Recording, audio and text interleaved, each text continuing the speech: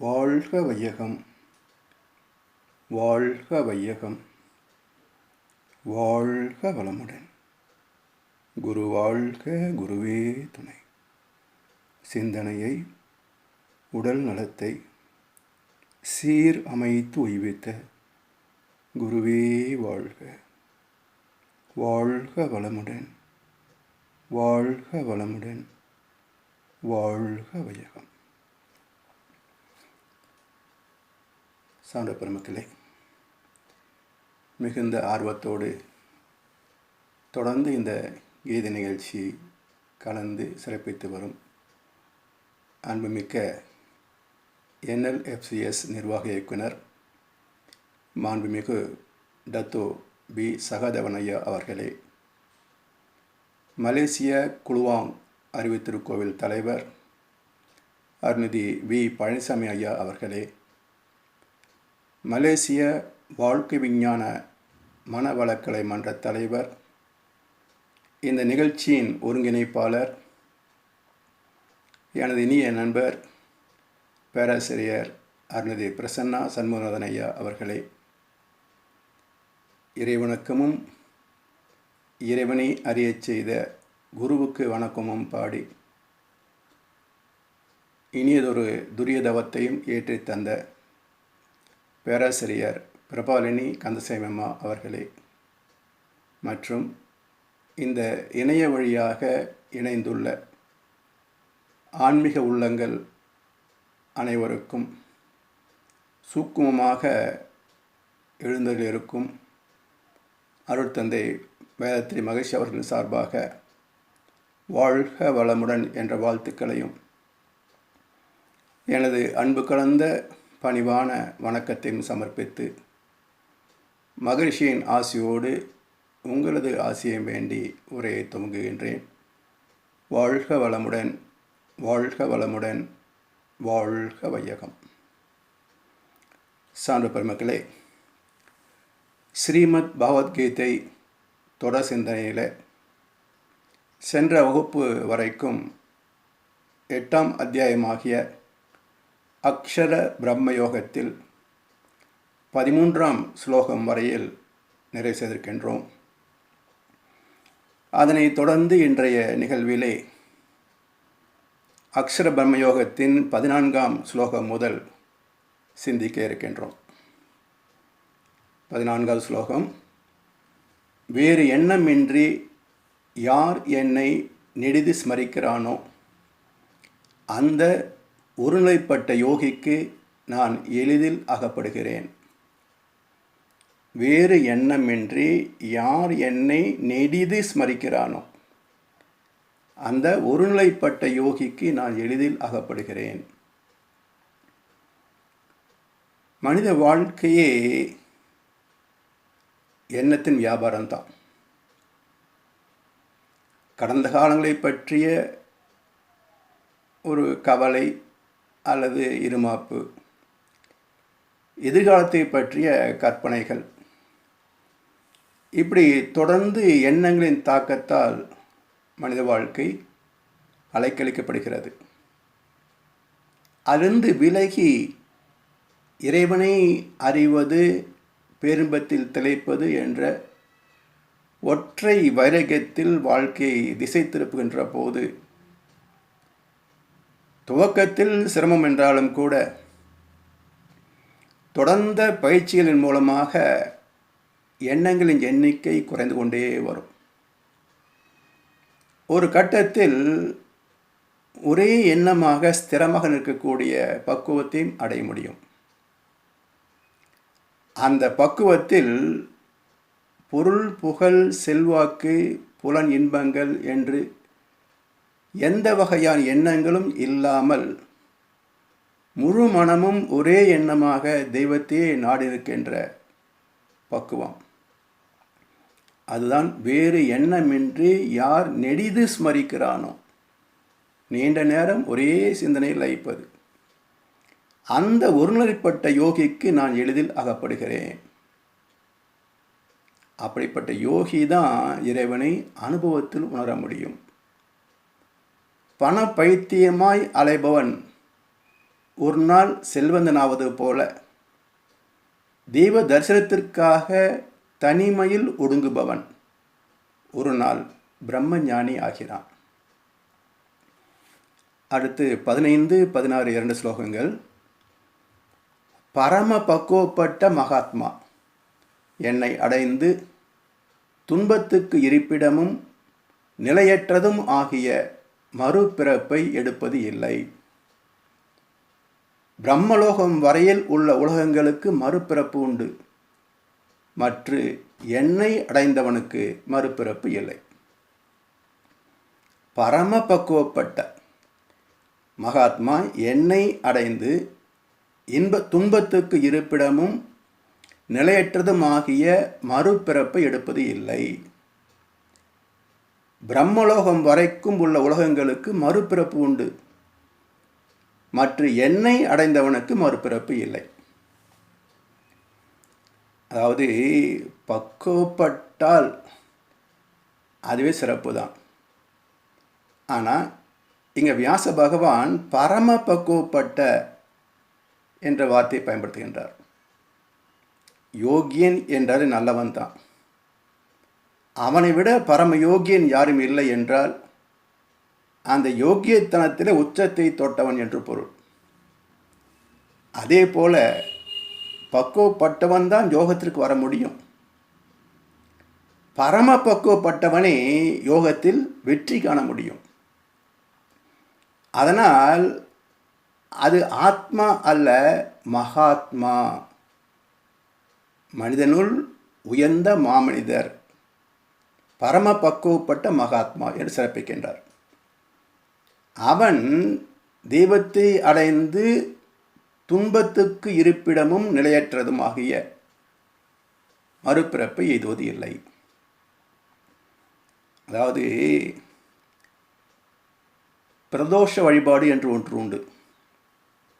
சைவ சமயத்தில் பிரதோஷ வழிபாடு என்று ஒன்று உண்டு. அது இறைவனை வழிபடுவது என்று பொதுவான கருத்து தான். அந்த வார்த்தையின் பொருள் என்ன என்று ஆராய்ந்து பார்த்தோம் என்றார். பிரணவ தோஷம் பிரதோஷம் என்றாகும். பிரணவம் என்றால் என்ன? திருவருள், தெய்வீக அருள், பரிணாமத்தில் அனைத்துமாக வெளிப்பட்ட அந்த மெய்ப்பொருள் ஆதிசிவம், அது பிரணவ தோஷம். ஆதிசிவத்துக்கு எப்படி தோஷம் வந்தது என்றால், உயிரின வரலாற்றை பரிணமித்த போது அந்த ஜீவன்கள் தேவையின் காரணமாக இன்னொரு உயிரை சார்கின்ற போது ஒரு ஜீவன் இன்னொரு ஜீவனை கொன்று உணவாக கொள்கிறது. அந்த பிரம்மஹத்தி தோஷம், ஒரு ஜீவன் இன்னொரு ஜீவனை கொள்கின்ற பாவம், அது 5 வரைக்கும் தொடர்ந்ததை தவிர வளரவில்லை. பகுத்தறிவோடு மனிதனாக வந்த பிறகு இந்த கொலை குற்றம் பல வகையில் பல்கி பெருகி என்னென்ன விதத்திலெல்லாம் சக மனிதனை துன்புறுத்த முடியும், கொள்ளையடிக்க முடியும் என்று குற்றங்கள் எண்ணிக்கை பெருகிவிட்டன. இவை எல்லாமே அந்த பரம்பொருள் பரிணாமத்திற்கு தோஷமாக அமைந்தது தான் பிரணவ தோஷம். அதனுடைய இன்னும் உட்பொருள் என்ன என்றால், மனிதனாக பிறந்ததே தோஷம் என்று பொருள். மனிதனாக பிறந்ததே தோஷம். அதைத்தான் மகான்கள் இன்னொரு வகையில் சொன்னார்கள், வினை பயனே ஒரு தேகம் கண்டாய். வினை பயனே ஒரு தேகம் கண்டாய். துன்பம் இல்லாமல் வாழ்ந்து முடிந்தவர் யாரு உண்டா உலகத்தில்? பிறப்பு முதல் முடிவு வரைக்கும் துன்பப்படவே இல்லை என்ற மனிதன் ஒருவன் உண்டா? அவதார புருஷர்களுக்கே அந்த பாக்கியம் கிட்டவில்லையே. அதனால்தான் பிறவா நிலையை அடைவது மனித பிறப்பின் நோக்கமாக மாறியது. ஆனால் நிறைவேறான ஆசைகளின் தொகுப்பே ஒவ்வொரு சந்ததியின் பிறப்புக்கு காரணம். உடல் மன இன்பங்களில் நிறைவு பெற்றுவிட்டால் அவன் மீண்டும் அந்த இன்பத்தை நாடுவது இல்லை. அடைய முடியா பொருளின் மீது ஆசை தீராது, அபிமானம் மாறாது. அதனால் அவனது வித்து சந்ததியை உருவாக்குவது இல்லை. எப்படி வேக வைத்த நெல்லை வயலில் விதைத்தால் அது முளைப்பதில்லையே, அதேபோல் சித்தன் ஆன பிறகு ஒருவன் இறப்பானேயானால் அவன் மறுஜென்மம் அடைவதில்லை. அப்படிப்பட்ட பக்குவத்தை ஒவ்வொரு மனிதனும் பெற்ற பிறகுதான் முடிவை சந்திக்க வேண்டும். அதற்காகத்தான் எல்லா மகான்களும் வாழ்கின்ற காலத்தில் அளவுக்கு அதிகமான ஆசைகளை உற்பத்தி செய்து கொள்ளக்கூடாது, முடிந்த வரைக்கும் எளிமையாக சிக்கனமாக வாழ்ந்து பழக வேண்டும், தேவைகளை குறைத்து முறைப்படுத்தி கொண்டு மற்றவர் தேவைகளை மதித்து இடமளித்து எல்லோரும் நிறைவாக ஒருவருக்கொரு ஒத்துவதை வாழ்ந்துவிட்டால் இந்த உலக வாழ்க்கை நிறைவு பெற்றுவிடும். மீண்டும் ஒரு பிறப்பு நமக்கு தேவைப்படாது, மரணமில்லா பெருவாழ்வை அடைந்து விடலாம் என்று காலங்காலமாக மகான்கள் நமக்கு உபதேசம் செய்கின்றார்கள். பிரம்மலோகம் வரையில் உள்ள உலகங்களுக்கு மறுபிறப்பு உண்டு. மற்ற எண்ணெய் அடைந்தவனுக்கு மறுபிறப்பு இல்லை. அதாவது ஒரு மனிதனின் முடிவு என்பது 4 நிலைகளிலே அடையும் என்று சொல்லி வைத்தார்கள். சாலோக்கியம், சாரூபியம், சாமீபியம், சாயுச்சியம் என்று 4 நிலைகள். சாலோக்கியம் என்பது இந்த பூமி சார்ந்த முடிவு, எர்த் பவுண்ட் சோல் என்று சொல்வார்கள். இந்த பூமியின் காந்த களத்தை விட்டு போக விரும்பாத ஆத்மா, உடல் சார்ந்த ஆசாபாசங்களை இன்னும் நிறைய அனுபவிக்க வேண்டும் என்று ஆசை வயப்பட்ட ஆத்மாக்கள். கொஞ்சம் பக்குவமடைந்து விட்டால் இந்த பூமியின் கவர்ச்சியை தாண்டி மேலே போய்விடும். அது சூரிய மண்டலத்திலே இணைந்து கொள்ளும். அது சாமீபியம். ரூபங்கள் அனைத்தும் உள்ள இடம் இந்த பிரபஞ்சம். இன்னும் பக்குவமடைந்த ஆத்மா அந்த பிரபஞ்ச களத்திலே சக்தி களத்திலே இணைந்து கொள்ளும். அதிலும் உயர்ந்து ஞானியாக வாழ்ந்து தொண்டாற்றி நிறைவு பெற்ற புனித ஆத்மா, வாழ்கின்ற காலத்திலேயே தெய்வத்துக்கு நிகராக வாழ்ந்து முடிந்த ஆத்மா, நடமாடும் தெய்வமாக வாழ்ந்த ஆத்மா, அது அந்த சாயுச்ச நிலை என்ற உச்சகட்ட பதவியாகிய சிவலோக பதவி அல்லது வைகுண்ட பிராப்தம் அல்லது அந்த சுத்தவெளியோடு இணைந்து கொள்ளும். அப்படி நிறை பெற்றவனுக்கு மறுபிறப்பு ஏது? பேரின்பத்தை அடைந்த பிறகு சிற்றின்பத்தை நாடுமோ மனது? அப்படிப்பட்ட பேரின்பத்தில் திளைக்க வேண்டும், சுவைக்க வேண்டும் என்றால் சிற்றறிவு சார்ந்த சிற்றின்பங்களில் இருந்து மனம் விடுதலை பெற வேண்டும். பேரறிவு சார்ந்த பேரின்பத்தை நாடி வாழ்க்கையை திருத்தி அமைத்து கொள்ள வேண்டும் என்று இந்த 2 ஸ்லோகங்கள் சொல்லுகின்றன. 17வது ஸ்லோகம், 1000 யுகம் பிரம்மாவுக்கு பகல், 1000 யுகம் இரவு என்னும் தத்துவத்தை அறிந்தவர் கால தத்துவத்தை அறிந்தவர் ஆகிறார். அதாவது காலம், காலன், காளி இவை எல்லாமே இறைவனை குறிக்கின்ற சொற்கள். இன்னும் சொல்ல போனால் நிகழ்காலத்தை மட்டுமே குறிப்பிடுகின்ற சொற்கள். காலன் என்பது சிவனுக்கு கட்டுப்பட்ட யமதர்மன். காளி என்பது சக்தி வடிவம். தெய்வத்துக்கு கடந்த காலமும் இல்லை, எதிர்காலமும் இல்லை. அதனால் கடவுள் இருந்தார் என்பதோ கடவுள் வருவார் என்பதோ பொருந்தாது. கடவுள் இருக்கின்றான். அதனால் நிகழ்காலம் மட்டுமே கடவுளின் இயல்பு. பிறகு கடந்த காலம் எதிர்காலம் எங்கே தோன்றியது என்றால், இறைத்துகளின் கூட்டு அமைப்பிலே விண் என்று தோன்றியது பாருங்கள். அந்த விண் தோன்றிய போதுதான் காலத்தின் நீட்சி அமைந்தது. ஏனென்றால் விண்ணின் ஆயுள் காலம் மிக நீண்டது. இன்று வரைக்கும் விண்ணின் ஆயுள் என்ன என்பதை தத்துவமும் சொல்லவில்லை, விஞ்ஞானமும் அளக்கவில்லை. அதனால் அந்த ஆயுள் நீளத்தில் வருகின்ற போது பிறப்புக்கும் இறப்புக்கும் இடையில் இத்தனை வயது ஆகியது என்று ஒரு கணக்கு. அதனால் அணு முதல் ஆத்மா வரை அனைத்திற்குமே பிறப்புக்கும் இறப்புக்கும் இடைப்பட்ட காலம் உள்ளதனால் வாழ்ந்து முடிந்த காலம் இனி மிச்சம் உள்ள காலம் என்று கடந்த காலம் எதிர்காலம் என்று இரண்டாக பிரிவுபடுகிறது. என்றால் நிகழ்காலம் எவ்வளவு என்ற கணக்குக்கு விஞ்ஞானத்துடைய ஒரு கணிப்பை சொல்கின்றேன். ஒரு வினாடி என்று சொல்கின்றோமே, ஒரு சொடுக்கு நேரம். அந்த சொடுக்கு நேரத்தை 1000 பின்னமாக்கி மில்லி வினாடி என்றது விஞ்ஞானம். பிறகு விஞ்ஞான வளர்ச்சியிலே 1 மில்லி வினாடியை மேலும் 1000 பின்னமாக்கி மைக்ரோ வினாடி என்றது. பிறகு மேலும் அதை பின்னப்படுத்தி ஒரு நானோ வினாடி என்றது. 1 நானோ வினாடியை மேலும் 1000 பின்னமாக்கி ஒரு பைக்கோ வினாடி என்றது.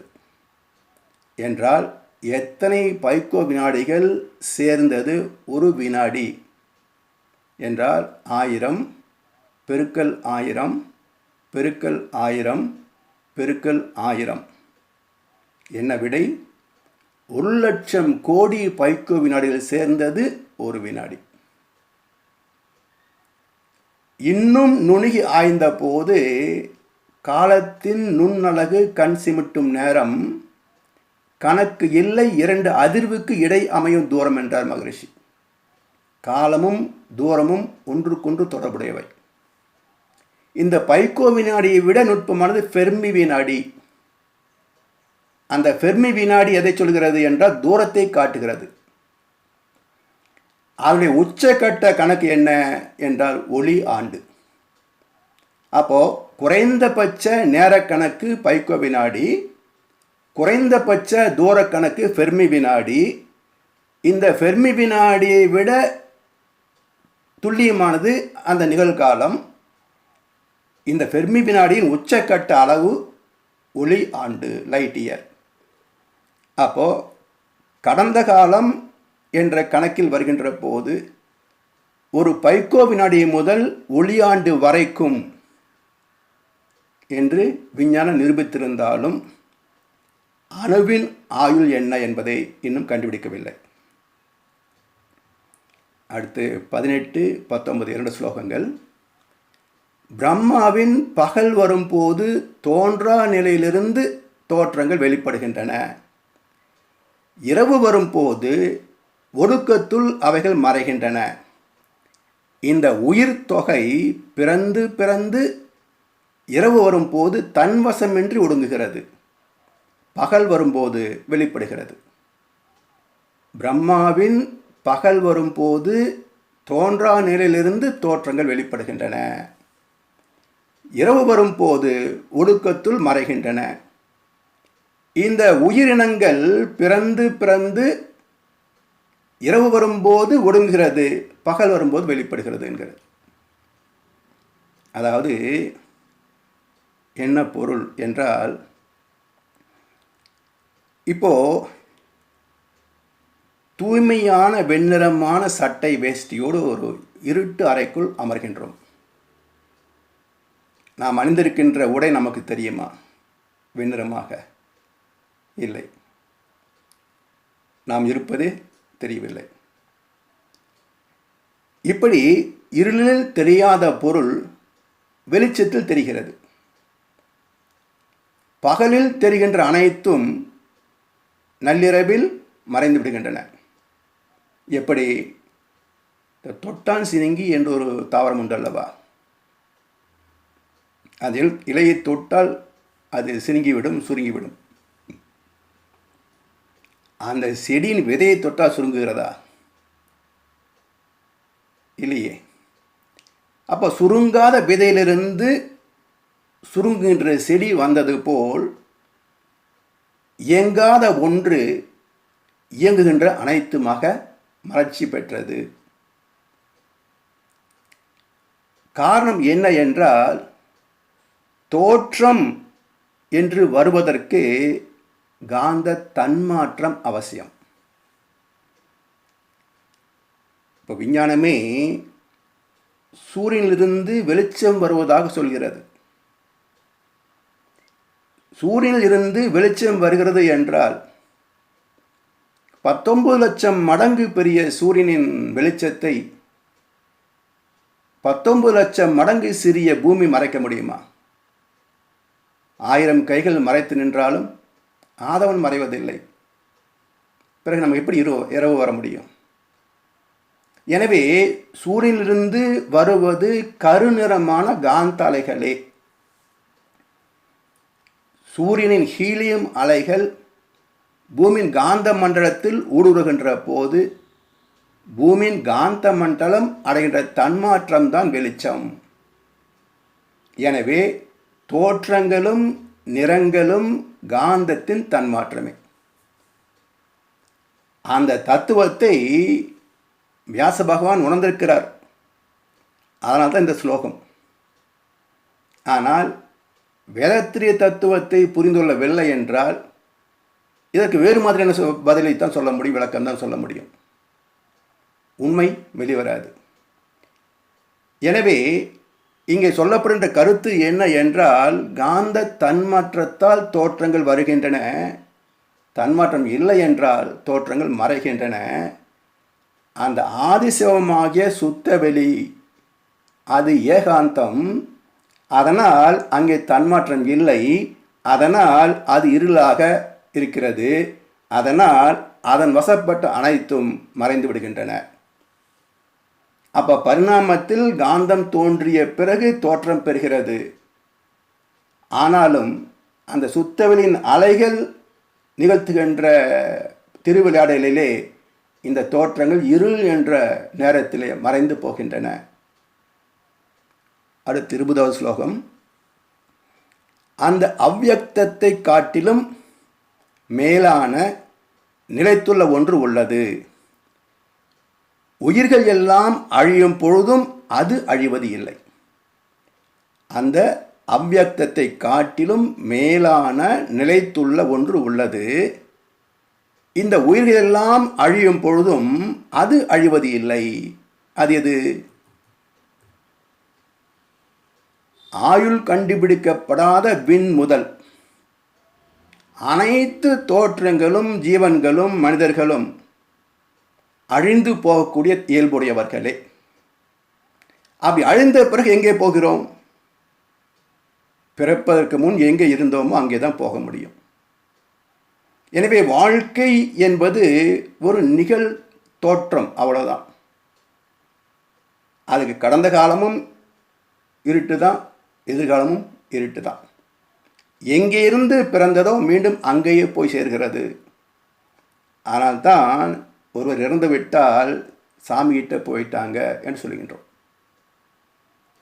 எனவே அனைத்தும் அழிந்து தோன்றா நிலைக்கு போவது தான் அவ்யக்தம் என்ற வார்த்தைக்கு பொருள்.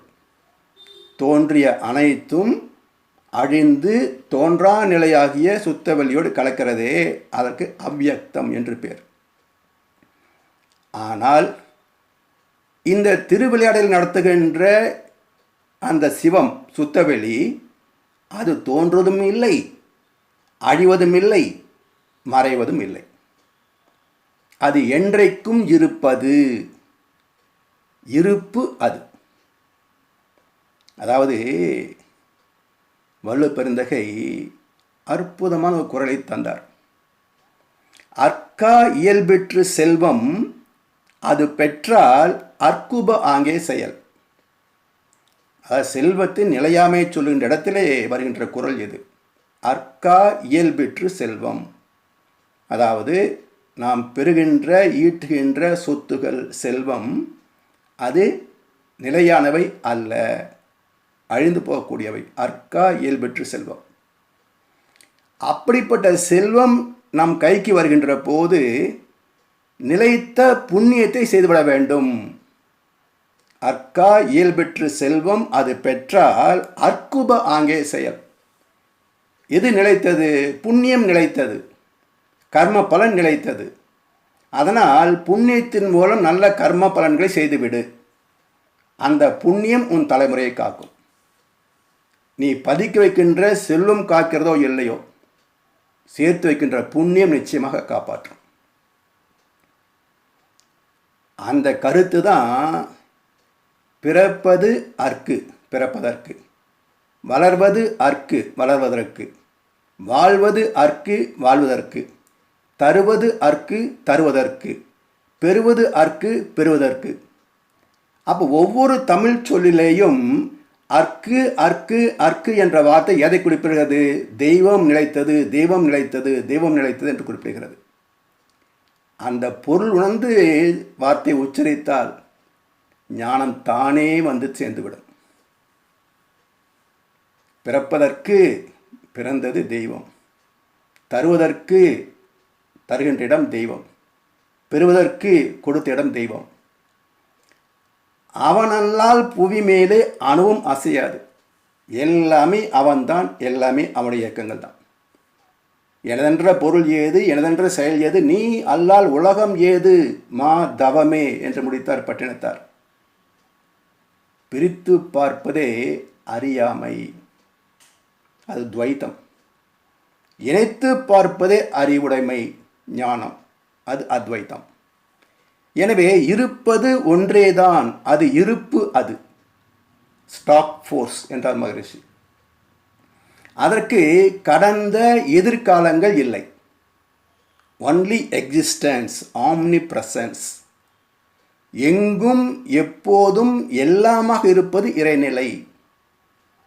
பிரகிருதி என்ற இந்த பிரபஞ்சம், இந்த யூனிவர்ஸ், இதன் தன்மையை புரிந்து கொள்ள ஒவ்வொருவருக்கும் வாழ்கின்ற காலத்தில் அனன்ய பக்தி என்று சொல்கின்றோமே, அதாவது தொடர் முயற்சி, அயரா பக்தி என்று பொருள். அந்த அனன்ய பக்தியுடன் வேறு எதன் மீதும் சிந்தனை செலுத்தாது ஈஸ்வர சிந்தனையுடன் மட்டுமே வாழ வேண்டும் என்பதுதான் இங்கே அந்த அழியா பொருளோடு இணைந்திருப்பது என்று இந்த ஸ்லோகம் காட்டுகிறது. அடுத்து 21வது ஸ்லோகம். அவ்யக்தம் அக்ஷரம் என்பது பரமகதி. எதை அடைந்தால் உயிர்கள் திரும்புவது இல்லையோ அது என் பரமபதம். அவ்யக்தம் அக்ஷரம் என்பது பரமகதி. எதை அடைந்த பின் உயிர்கள் திரும்புவது இல்லையோ அது என் பரமபதம். ஏற்கனவே போன ஸ்லோகத்தில் தோன்றிய அனைத்தும் தோன்றா நிலைக்கு போவது அவ்யக்தம். அப்ப தோன்றிய மூலப்பொருள் சுத்தவெளி, ஆதிசிவம். ஆதிசிவத்திலிருந்து தோன்றியது, அந்த ஆதிசிவத்தின் இயக்க மண்டலமாகிய இந்த பிரபஞ்சத்திலே பூமியில் வாழ்கிறது. ஆயுள் முடிந்தது, மீண்டும் அங்கே போய்விட்டது. இப்போ எது குறைந்தது? அங்கிருந்து இங்கே வந்தது, இங்கேருந்து அங்கே போனது. இதுவும் அந்த சுத்தவெளியின் கர்ப்பப்பை தான். இந்த பிரபஞ்சமே என்னுடைய கருப்பை என்கிற பகவான். அதனால் எங்கோ இருந்து இங்கு வரவில்லை, இங்கிருந்து எங்கு போகவும் இல்லை. இருப்பதே அடைந்த மாற்றம். அதனால் இது அக்ஷரம். அக்ஷரம் என்றால் அழிவில்லாதது, குறைபடாதது, என்றைக்கும் ஒன்று போல் இருப்பது. அந்த குறைபடாததும் அழியாததும் ஆகிய அக்ஷரம். அப்போ அவ்யக்தம் அக்ஷரம் இவை இரண்டும் அந்த சுத்த வெளியாகிய ஆதிசிவத்தின் இயல்பு. நமது இயல்பு என்ன? மனிதனாக பிறந்த ஜீவாத்மாவின் இயல்பு என்ன என்றால் 14 அலை வேகத்தில் தொடங்கி 40 அலை வேகம் வரைக்கும் அனுபவங்களால் கோர்க்கப்பட்ட இந்த ஆத்மா, ஜீவாத்மா. இந்த அலைவேகத்தில் உள்ள உயிர்களுக்கே குறுகிய எல்லையுடைய பிறப்பும் வாழ்வும் இறப்பும். 1000 ஆண்டு வாழ்கிற ஜீவன் ஏதாவது உண்டா இந்த உலகத்தில்? ஒன்றுமே இல்லை. அழிகின்ற உடலுக்குள் அழியாத ஆத்மா மையமாக அமைந்திருக்கிறது. இதை அறிந்த பூஜ்யத்தை அடைந்த யோகி ஜீவ சமாதி நிலைத்து விடுகின்றார். சித்தர் பெருமக்கள் ஜீவ சமாதியில் நிலைத்திருக்கிறார்கள். அதன் மூலம் ஆயுள் என்ற எல்லைக்கோட்டை கடந்து இறைத்துகள் போல் தெய்வத்தை போல் என்றும் அழியாது நிலைத்து நிற்கின்றார்கள். ஆயிரக்கணக்கான ஆண்டுகளாக சித்தர்கள் ஜீவ சமாதி அடைந்த திருத்தலங்கள் இன்னும் மக்களுக்கு நற்பயனை அளித்து கொண்டிருக்கின்றன.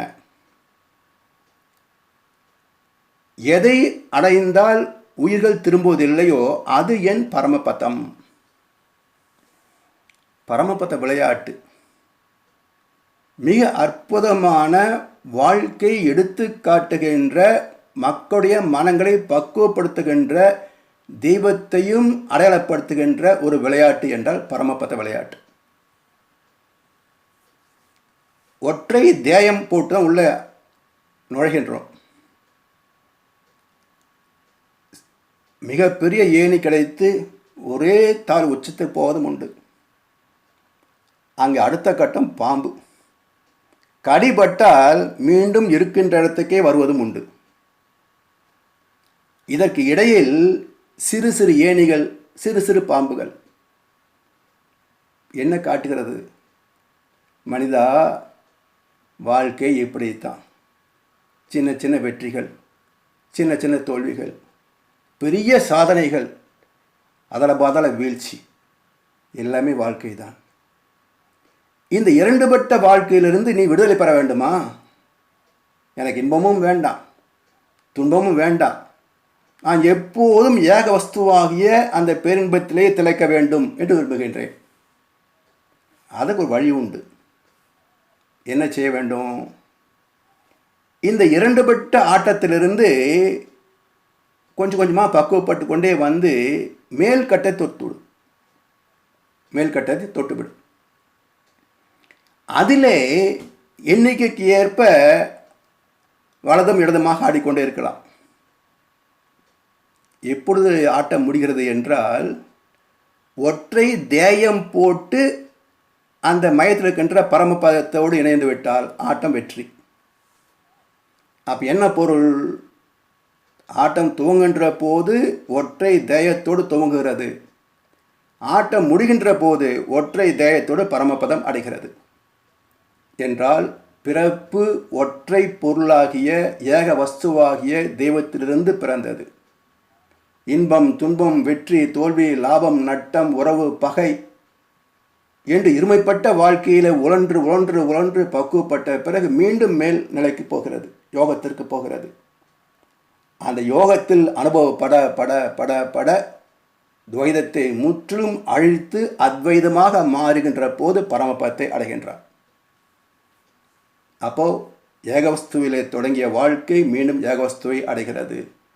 அப்படிப்பட்ட இடத்தை அடைந்தவன் மீண்டும் பிறப்பது இல்லை. அடுத்து 22வது ஸ்லோகம். உயிர்கள் எவனுள் இருக்கின்றனவோ, எவனால் யாவும் வியாபிக்கப்பட்டிருக்கின்றனவோ, அந்த பரமபுருஷன் அனன்ய பக்தியால் அடையப்படுகிறான். உயிர்கள் அனைத்தும் எவனுள் இருக்கின்றனவோ, எவனால் யாவும் வியாபிக்கப்பட்டிருக்கின்றனவோ, அந்த பரமபுருஷன் அனன்ய பக்தியால் அடையப்படுகிறான். அதாவது பிரபஞ்ச உயிரின வரலாறு, இதைத்தான் தசாவதார கொள்கை எடுத்து காட்டியது. விஞ்ஞானமும் அதைத்தான் பேசுகிறது. வேதத்திரி மகரிஷி அவர்கள் அந்த ஆதிசிவத்தின் இயல்பு என்ன என்பதை விளக்கி சொல்லி, அதுவே எப்படி எழுச்சி பெற்று துகளாகி இறை துகள் முதல் மனித ஆத்மா வரைக்கும் வந்து ஒவ்வொரு இயக்கத்திலேயும் ஒரு சீர்மையோடு சிறப்பாக செயல்படுகிறது என்பதெல்லாம் விளக்கி காட்டி, அதை அடைவதற்கான வழிவகைகளை நமக்கு எடுத்துச் சொல்லி பயிற்சிகளாக செயல் திட்டமாக தந்திருக்கின்றார். இந்த வேத்திரத்தின் துணை கொள்கின்ற பொழுதுதான் கீதையையே நாம் தெளிவாக விளங்கிக் கொள்ள முடிகிறது. உயிர்கள் எவனுள் இருக்கின்றனவோ, நாம் எங்கே இருக்கிறோம்? கோயம்புத்தூரில், நீங்கள் மலேசியாவில், இன்னும் பல நண்பர் உலகத்தில். இந்த பூமி எங்கே இருக்கிறது? சூரிய குடும்பத்தில். சூரிய குடும்பம் 10,000 கோடி சூரிய குடும்பங்கள் உள்ள இந்த பால்வெளி மண்டலத்தில். இந்த பால்வெளி மண்டலம் போல் 1008 மண்டலங்கள் உண்டு பிரபஞ்சத்தில். இவ்வளோ பெரிய பிரபஞ்சம் கரு தாங்கியிருக்கின்ற ஒரு பெண்ணின் கர்ப்பப்பை போல அந்த ஆதிசிவமாகிய சுத்த வெளியாகிய பரம்பொருளின் வயிற்றுக்குள் இருக்கிறது. கருப்பையாக இருக்கிறது. என்ன வித்தியாசம்? பெண் பிரவசித்து விடுவாள், பிரபஞ்சம் பிரவசிப்பு செய்வதில்லை. அங்கே பிரவசமே கிடையாது. எல்லாம் அதற்குள்ளேயே நிகழ்ந்து போகின்ற கரு உறுதலும் கரு சிதைதலும் கருப்பைக்குள்ளாகவே, பிரசவம் இல்லை. எனவே அனைத்து உயிர்களும் இந்த பிரபஞ்சம் என்ற ஒரு பந்துக்குள் அடங்கியிருக்கின்றன. அதைவிட எல்லையில்லாத அளவு விரிந்து ஆதி அந்தம் இல்லாத நிலையிலே, மூலம் முடிவு இல்லாத நிலையிலே, காலக்கணக்குக்கு அப்பாற்பட்ட நிலையிலே அனைத்திற்கும் மூலமாக இருக்கின்ற பரம்பொருள் அது. எனவே உயிர்கள் எவனுள் இருக்கின்றனவோ அந்த இறைவனுக்குள் தான் நாம் இருக்கின்றோம். எவனால் யாவும் வியாபிக்கப்பட்டிருக்கின்றனவோ அந்த பரம்பொருளே தான் அணு முதல் அண்டங்களாக, உயிர் முதல் மனிதனாக வியாபித்திருக்கிறது இந்த பிரபஞ்சம் முழுவதும். அந்த பரமபுருஷன் எதன் வழி அடைய முடியும் என்றால் அனன்ய பக்தி, அணுவளவும் அகலாத நித்தமும் அவனை கைப்பற்றிய நிலை, சந்ததமும் என்னை மறவாத சாந்த வாழ்வழித்தோய், என் சந்தோஷ செய்தி இதுவே என்று குருவுக்கு வணக்கம் செலுத்துகின்றார் வேதத்திரி மகரிஷி அவர்கள். அதுபோல் குருவின் துணை இல்லாமல் பரம்பொருளை அறிய முடியாது. உரு அன்றியே நின்று உருவம் புனைக்கும், கரு அன்றியே நின்று தான் கருவாகும், அருவன்றியே நின்ற மாயப்பிரானை குருவன்றி யாருக்கும் கூட ஒண்ணாதே என்கிறது திருமந்திரம். எனவே ஆதிசிவமே சக்தி களமாக அனைத்துமாக விரிந்துள்ளதால் அது இல்லாத பொருளோ காலமோ இடமோ இல்லை. சீர் இயக்கங்கள் எல்லாம் சிந்திக்க பெரும் வியப்பு. யார் இயக்க வல்லாரே உனையன்றி பேரண்டத்தை. இத்தனை நட்சத்திரங்கள், இத்தனை சூரியன்கள், இத்தனை கோள்கள், இத்தனை இயக்கங்கள், இத்தனை ஜீவன்கள், இத்தனை அனுபவங்கள் எண்ணி சொல்ல முடியுமா? ஆனால் அனைத்தையும் ஒரு சீர்மையோடு இயக்கி அதை முடித்து வைத்து கொண்டிருக்கின்றானே அழகிலா விளையாட்டுடையான். அவர் தலைவர், அன்னவர்க்கே சரண் நாங்களே என்றார் கம்பர். அதனால் சீர் இயக்கங்கள் எல்லாம் சிந்திக்க பெரும் வியப்பு. யார் இயக்க வல்லாரே உனையன்றி பேரிண்டத்தை என்று வியக்கிறார் வேதத்திரி மகரிஷி. எனவே சந்ததமும் தன்னை மறவாத சாந்த வாழ்வில் நிலைப்பது அனன்ய பக்தி. அதன் மூலம் ஆதி மூலத்தை அடையலாம். 23வது ஸ்லோகம். எக்காலத்தில் உடலை விட்டு போகின்ற யோகிகள் முக்தி அடைகின்றனரோ, எக்காலத்தில் போகின்றவர் பிறக்கின்றனரோ அக்காலத்தை சொல்கிறேன். எந்த காலத்தில் உடலை விட்டு யோகிகள் முக்தி அடைகிறார்களோ, எந்த காலத்தில் போகிறவர்கள் மீண்டும் பிறக்கிறார்களோ அந்த காலத்தை சொல்லுகிறேன் என்கிறார். அதாவது மகாபாரதத்தில் யுத்த பூமி 10ஆம் நாள் பீஷ்மர் அர்ஜுனன் கணைகளால் துளைக்கப்பட்டு அம்பு படுக்கையில் கிடக்கிறார். அவர் தான் விரும்புகின்ற போது மரணத்தை தழுவலாம் என்று அவர் தந்தையிடம் வரம் பெற்றதாக ஒரு குறிப்பு உண்டு. சிந்தையில் துறக்கம் வேண்டும் என்று எண்ணி நீயாக விரும்பினால் அல்லது முன்புறம் வரப்பரன் காலன் என முடிவிலா வரமேந்தான் என்று ஒரு வில்லிபுத்திராழ்வார் கவி ஒன்று உண்டு. இது சாத்தியமா என்றால், தான் விரும்புகின்ற போது இறப்பது சாத்தியமில்லை. ஏனென்றால் எந்த மனிதனும் மரணத்தை விரும்ப மாட்டான். பிறகு என்ன தத்துவார்த்தம் இதில் அடங்கியிருக்கிறது என்றால், பீஷ்மர் பிரம்மச்சரிய கதாபாத்திரம். சுவாமி சொல்லுவார்கள், தந்தை தாய் உயிர் கழிந்த இடத்திலே தானே ஒரு உயிர் ஜனித்தது. அந்த உயிர் வாழ்ந்து முடிகின்ற போது அந்த வித்து குழம்புன்னு சொல்லக்கூடிய உயிர் முழுவதும் வெளியேறிய பிறகு தானே மரணம் நிறைவேறுகிறது. எனவே பிறப்பும் இறப்பும் வித்து கழிவாள். தாம்பத்தியம் வித்து கழிகின்ற ஒரு வழி. இல்லறம் இல்லை என்றால் வித்து கழிவு வாய்ப்பு இல்லை. வித்து கழிவில்லை என்றால் மரணம் இல்லை. அதாவது லம்பிகா யோகத்தின் மூலம் ஜீவசமாதி அடைந்த சித்தர் பெருமக்கள், அந்த வரிசையில் வாழ்ந்தவன் பீஷ்மன் என்று பொருள். அப்போ எந்த மனிதனும் பக்குவமடைந்து பிரம்மச்சரியத்தில் முழுமையாக கடைபிடித்தால் அவனும் ஒரு நாள் மரணம் என்ற விதியை வென்று மரணமில்லா பெருவாழ்வாக அழிவில்லாத தேகத்தில் வாழ முடியும். அதை வாழ்ந்து காட்டுகின்ற பெருமக்கள் சித்தர்கள். அந்த இடத்தை அடையலாம். அதனால் பீஷ்மர் யுத்த களத்தில் கிடந்தாலும் அவராக விரும்புகின்ற காலத்தில்தான் உயிர் பிரியும். அதற்கு அவர் எதை தேர்ந்தெடுத்தார் என்றால், உத்தராயண புண்ணிய காலத்தை தேர்ந்தெடுத்தார். உத்தர் என்றால் வடக்கு, தக்ஷின் தெற்கு. தட்சிணாமூர்த்தி என்ற ஒரு தத்துவம் உண்டு, குரு தத்துவம். எப்பொழுதுமே குருஸ்தானம் தெற்கு நோக்கி அமரும், சிஷ்யஸ்தானம் வடக்கு நோக்கி அமர வேண்டும். அப்போ வடக்கு நோக்கி இருத்தல் ஞானத்தேடல், அறிவின் தேடல், பரம்பொருள் தேடல். அதனால் வாழ்கின்ற காலத்திலேயும் வடக்கு பார்த்த வாசல்தான் சிறந்தது என்று மனையடி சாஸ்திரத்தில் பேசப்படுகிறது. அப்போது குரு தெற்கு நோக்கி அமர, சீடன் வடக்கு நோக்கி அமர வேண்டும்.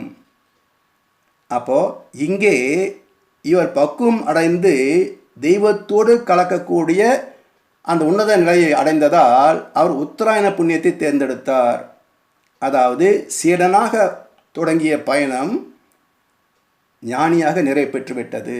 அப்போ பீஷ்மர் ஞானம் பெற்று கடைசியில் இறைவனோடு ஐக்கியமாகிறார் என்று பொருள். அந்த நேரம் உத்தராயண புண்ணிய காலம் என்று பொருள். 24வது ஸ்லோகம். தீ ஒளி பகல் சுக்கிலபக்ஷம் உத்தராயணத்தின் 6 மாதங்களில் உடலை நீத்து போகின்ற பிரம்மஞானிகள் பிரம்மத்தை அடைகிறார்கள். இப்போ யார் மீண்டும் பிறப்பதில்லை என்றால், தீ ஒளி பகல் சுக்கிலபட்சம் உத்தராயணத்தின் 6 மாதங்கள். இந்த காலங்களில் உடலை விட்டு பிரிப்பவர்கள் பிரம்மத்தை அடைகிறார்கள். இப்போ உத்தராயண காலம் என்பது தை மாதத்தில் ஆரம்பித்து ஆடி மாதம் முடிவடையும். இந்த 6 மாதங்களில் இறப்போர் எல்லோருமே புண்ணியவான்களா? அடுத்து ஆடி முதல் தை வரைக்கும் இறப்போர் எல்லாமே பாவிகளா? இப்படி பிரிக்க முடியுமா மனித குலத்தை?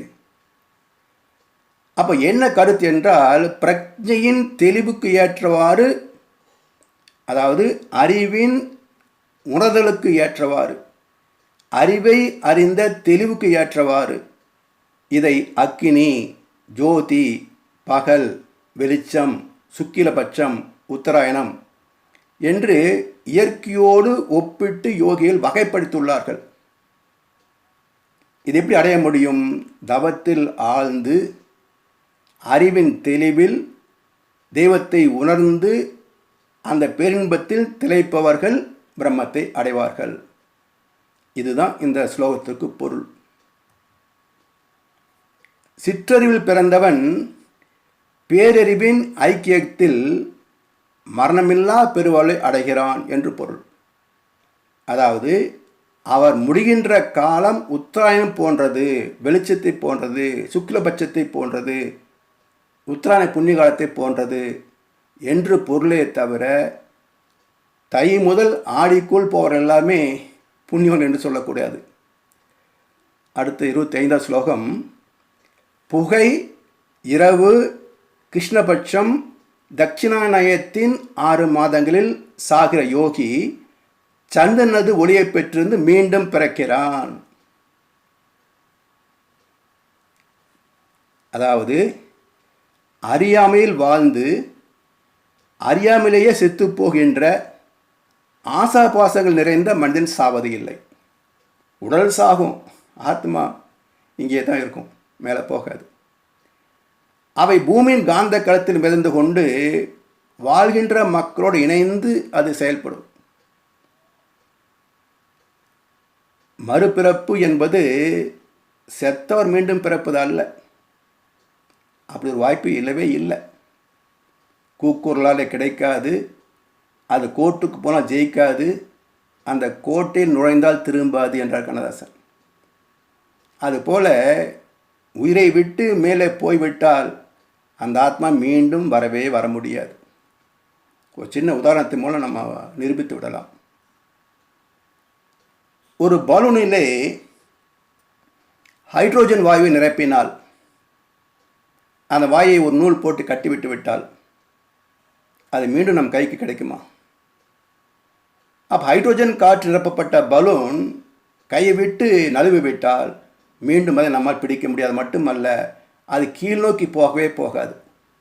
மேலே மேலே மேலே மேலே போய்கொண்டே இருக்கும். அவ்வளவு லேசானது ஹைட்ரோஜன் காற்று. அதை விட லேசானது ஆத்மா. அப்போ கையை விட்டு நழுவிய ஹைட்ரோஜன் பலூனே நம் கையை கிடைக்காத போது உடலை விட்டு பிரிந்த ஆத்மா எப்படி வர முடியும்? இது பௌதிக விதிக்கு முரணாயிற்றே. பௌதிகத்தை தத்துவம் முரண்படவில்லையே. அதனால் என்ன பொருள் என்றால், அவனுடைய அனுபவங்கள் மீண்டும் வாழ்கின்ற மக்களோடு இணைவதே மறுபிறப்பு. இறந்து போனவின் அனுபவங்கள் நிறைவேறவில்லை என்றால் அது வாழ்கின்ற மக்களின் ஆத்மாவோடு இணைந்து அது செயல்படும். இதை வியாசர் மட்டும் பேசவில்லை, வேதத்திரி மகர்ஷி மட்டும் பேசவில்லை. டாக்டர் புரூஸ் ஹெரால்ட் லிப்டன் என்று ஒரு உயிரியல் விஞ்ஞானி, கிட்டத்தட்ட 80 வயது அவருக்கு, 50 ஆண்டுகளுக்கு மேலான ஆராய்ச்சி அனுபவம் உண்டு. அந்த விஞ்ஞானி சொல்லுகின்றார், ஒரு மனிதன் எண்ணுகின்ற எண்ணம் அவனில் தோன்றுவதற்கு காரணம் இந்த பிரபஞ்சத்தின் அலைகள் பிரதிபலிப்பதே. எண்ணம் எழும் இடம் ஓர் புள்ளி ஆகும், இயங்கி முடிக்கும் களமோ அகண்டாகாரம் என்கிறார் வேதத்திரி மகர்ஷி. அப்போ இந்த பூமியின் காந்த களமே வாழ்ந்து மறைந்த மக்களின் அனுபவ தொகுப்பு. அதனால்தான் கோபம் வருகின்ற போது நம்முடைய எண்ணம் அடுத்த க்ஷணம் ஆத்திரமாக மாறுவது நம் கையில் இல்லை. ஏற்கனவே கோபப்பட்ட பல பேருடைய அனுபவங்கள் நம்மோடு கலக்கின்ற போது தோன்றிய சிறு சினம் ஆத்திரமாக மாறிவிடும். இதெல்லாம் விஞ்ஞானம் நிரூபித்து விட்டது. டாக்டர் புரூஸ் லிப்டன் நிரூபித்து விட்டார். அதனால் பழைய கருத்துக்கள் இன்னும் செல்லுபடியாகாது. இறப்பு, பிறப்பு, மறுபிறவி, பித்ரு தோஷம், பித்ரு பிண்டம், இதெல்லாம் பப்பு வேகாதிப்போ. அந்த காலம் கடந்து விட்டது. சிந்தித்தால் தெளிவு பெறக்கூடிய காலம் இது. அந்த அறிவு தீபத்தை ஏற்றிய மகான் வேதாத்ரி மகர்ஷி அவர்கள். எனவே அறியாமையில் வாழ்ந்து அறியாமல் செத்துப்போருடைய ஆசாபாசங்கள் வாழ்கின்ற மக்களோடு இணைந்து கலப்பதையே மறுபிறப்பு என்கின்றனர். 26வது ஸ்லோகம். ஒளியும் இருளும் ஆகிய 2 வழிகள் இயற்கையில் உள்ளன. ஒன்று பிறவாமைக்கு போவது, மற்றொன்று பிறப்பை தருவது. ஒளியும் இருளும் ஆகிய 2 வழிகள் இயற்கையில் உள்ளன. ஒன்று பிறவாமைக்கு போவது, இன்னொன்று பிறப்பை தருவது. அதாவது 2 வழி, ஒன்று பிறப்பு, இன்னொன்று பிறவாமை.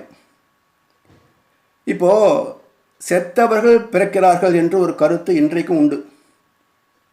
அப்படி என்றால் ஜனத்தொகை எப்படி பெருகும்? ஒரு கேள்வியாச்சா? முதல் மனிதன் பிறந்ததற்கு எந்த ஆத்மா காரணம்? முதல் மனிதன் பிறப்புக்கு யார் காரணம்? செத்திருந்தால் தான் பிறக்க முடியும். பிறக்கவே இல்லை, எப்படி சாக முடியும்? எப்படி பிறக்க முடியும்? அப்போ முதல் மனிதன் எப்படி தோன்றினான்? இந்த கேள்விகளுக்கெல்லாம் அறிவுபூர்வமான விளக்கம் இவர்களால் சொல்ல முடியாது. இவர் சொல்லுகின்ற கதைகளை விஞ்ஞானமும் ஏற்காது, சிந்திப்பவன் ஏற்க மாட்டான். அப்போ என்ன பொருள் என்றால், ஒவ்வொரு மனிதனின் வித்து சக்திக்கும் ஒரு ஸ்பெசிஃபிக் கிராவிட்டி என்று சொல்லக்கூடிய ஒரு தன்மை உண்டு. ஒரு ஜீவன் இன்னொரு ஜீவனை மாறவே முடியாது. மனிதனுக்கு உள்ள வித்து சக்தியின் தரம் வேறு, ஒவ்வொரு ஜீவராசிக்கும் உள்ள வித்து சக்தி தரம் வேறு. ஒன்று இன்னொன்றாக மாறவே முடியாது. அவரை விதையிலிருந்து என்றைக்காவது பாக்காய் வருமா? இல்லை பாவக்காய் விதையிலிருந்து என்றைக்கு அவரைக்காய் வர முடியுமா? இது கூட நிகழாத போது எப்படி மனிதன் எங்கே இருந்து வர முடியும்? இங்கு வாழ்ந்தவன் எங்கே போய் முடிந்துவிட முடியும்? எனவே ஆத்மா காந்தக்களமாக இருப்பதால், பூமியும் காந்தக்களமாகவே இருப்பதால், இந்த பதிவு அந்த பதிவுடன் லயமாகிறது. அதனால் வாழ்கின்ற காலத்திலேயே ஒருவன் பக்குவமடைந்து விட்டால் பூமியின் காந்த களத்தை விட்டு மேலே போய்விடலாம். எந்த பற்றும் இல்லை, பணத்தின் மீதும் பக்தி இல்லை, உறவு நட்பு சொந்தம் பந்தம் இருக்கு, ஓகே. என்னை நம்பி யாரும் இல்லை, யாரை நம்பி நானும் இல்லை. பிள்ளைக்கு தந்தை ஒருவன், நாம் எல்லோருக்கும் தந்தை இறைவன். நீ ஒருவனை நம்பி வந்தாயோ, இல்லை இறைவனை நம்பி வந்தாயோ? யாரை நம்பி வாழ்ந்து கொண்டிருக்கின்றோம்? எல்லோரையும் வாழ வைப்பதற்கு ஒரே ஒருவன்தான் உண்டு, அவனுக்கு பெயர் இறைவன்.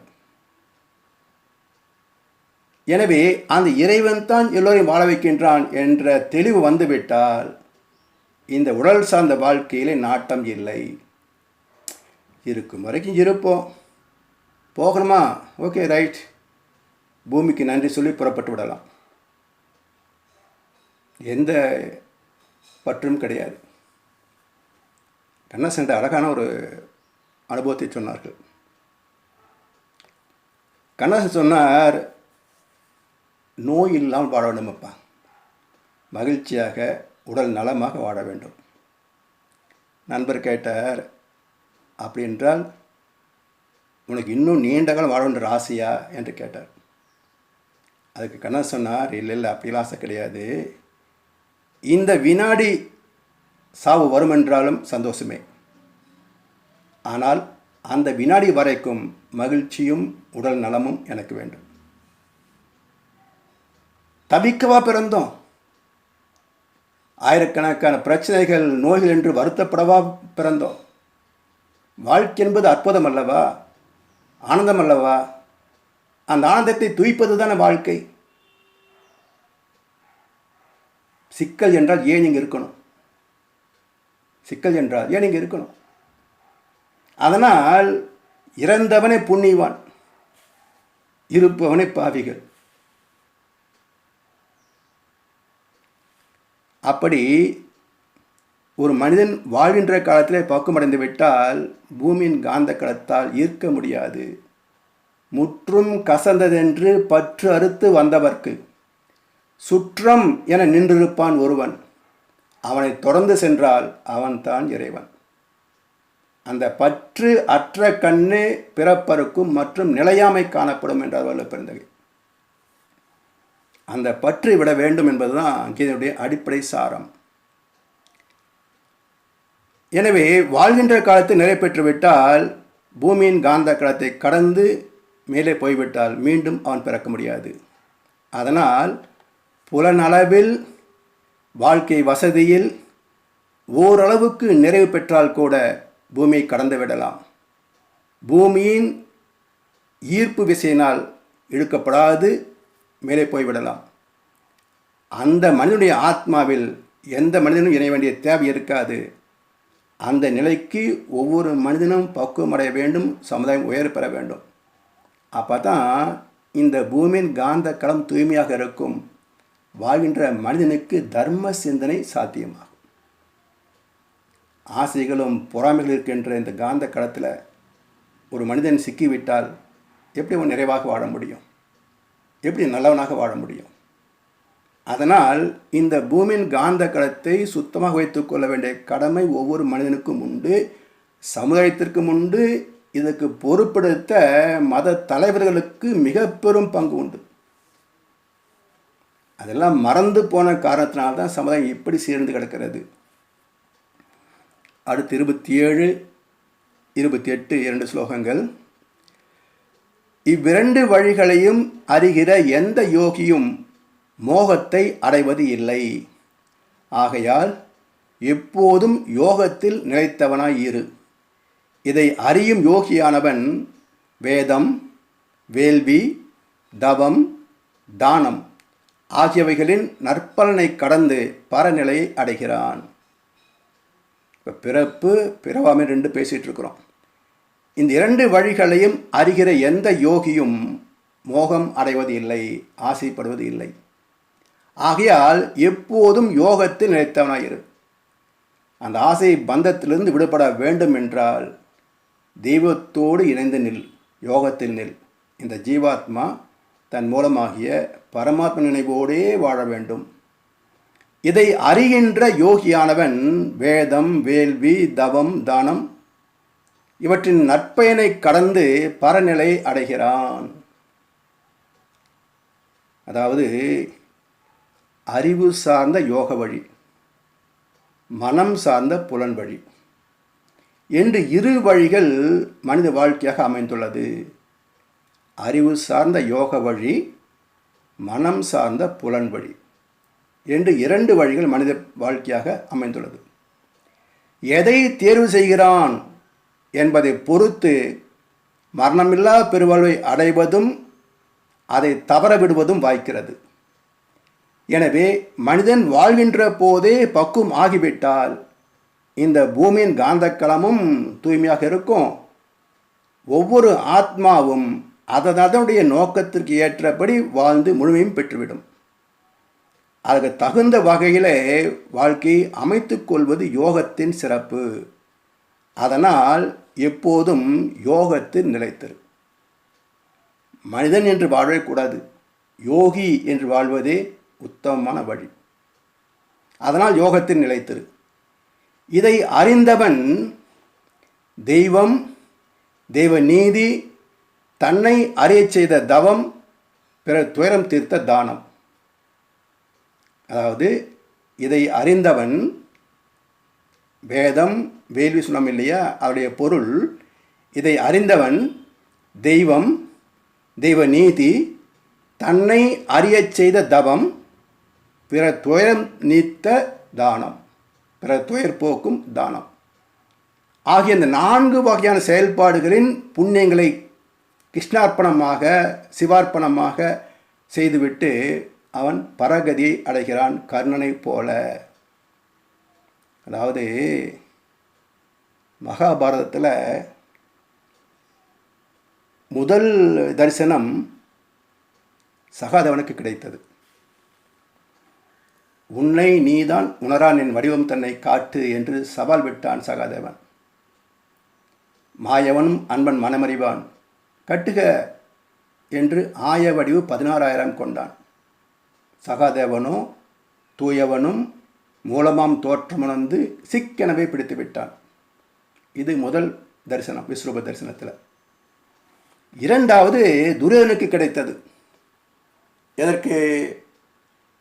நீ தர்மத்தை பின்பற்றவில்லை என்றால் அழிந்து போவாய் என்று பயபக்தியை காட்டுவதற்காக கொடுக்கப்பட்ட விஸ்வரூபம்.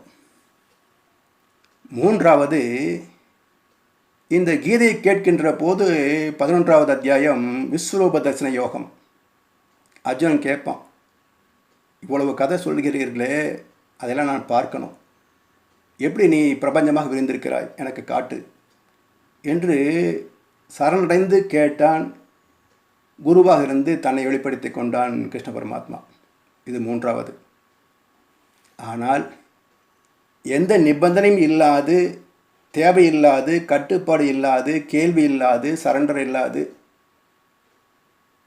தானாக மனமோந்து விரும்பி இறைவனே தன்னை வெளிப்படுத்தி கொண்ட ஒரு முழுமையான தரிசனம் உண்டு என்றால் அது நான்காவதாக கர்ணனுக்கு கொடுக்கப்பட்ட விஸ்வரூப தரிசனம் மட்டுமே. மிக உயர்ந்த தரிசனம் அது. கர்ம யோகத்தின்படி வாழ்பவனுக்கு தெய்வமே தன்னை அர்ப்பணிக்கின்ற தரிசனம் அது. அந்த பரகதியை அடைவது தான் வாழ்க்கையின் நோக்கம். எனவே அர்ஜுனனை விட உயர்ந்தவன் கர்ணன். தவத்தால், தானத்தால், வீரத்தால் பெற்ற பலன் அது. இப்படி 28 ஸ்லோகங்களிலே இந்த அக்ஷர பிரம்ம யோகம் நிறைவு பெறுகிறது. இதோடு இன்றைக்கு நாம் நிறைவு செய்வோம். அடுத்து 9வது அத்தியாயம் ராஜவித்யா ராஜகுஷ்ய யோகம் என்று சொல்லப்படக்கூடியது. இதை சுருக்கமாக ராஜயோகம் என்று சொல்லுவார்கள். மிக உயர்ந்த தத்துவங்கள் உள்ளடங்கிய அத்தியாயம் அது. இதை அடுத்த வகுப்பிலே நாம் சிந்தனைக்கு மேற்கொள்வோம். இதுவரைக்கும் நாம் சிந்தித்த கருத்துக்களை மேலும் கீதை புத்தகத்தை ஒரு முறை படித்து பார்த்து நினைவுபடுத்தி அந்த பரம்பொருளோடு ஒன்றி இருப்பதற்கான வாய்ப்பு இப்படிப்பட்ட ஆன்மீக நூல்களை படிப்பதும் கேட்பதும் சிந்திப்பதும் அதன்படி செயல்படுவதும் தான் வாழ்க்கையுடைய ஒரே நோக்கம் என்று சொல்லி வாய்ப்பளித்த அனைவருக்கும் நன்றி பாராட்டி இன்றைய விளக்கத்தை நிறைவு செய்கின்றோம். வாழ்க வளமுடன், வாழ்க வளமுடன், வாழ்க வையகம்.